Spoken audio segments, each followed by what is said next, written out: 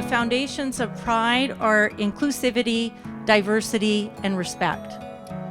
We want to be and create a space where people feel safe and welcomed, where everyone is valued and respected, where you are encouraged and empowered to share different experiences, viewpoints, and intellectual approaches so we can grow together.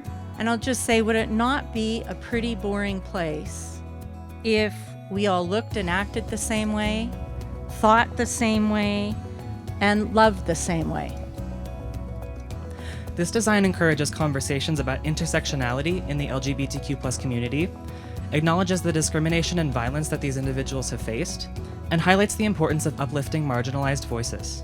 The stripes are grounded on the left side of the flag, indicating that there is always an ongoing need for progress, but together they create an arrow pointing right to symbolize forward movement. In addition to raising this flag, an art installation of the flag is being displayed on the main exterior steps of MacEwan Student Centre.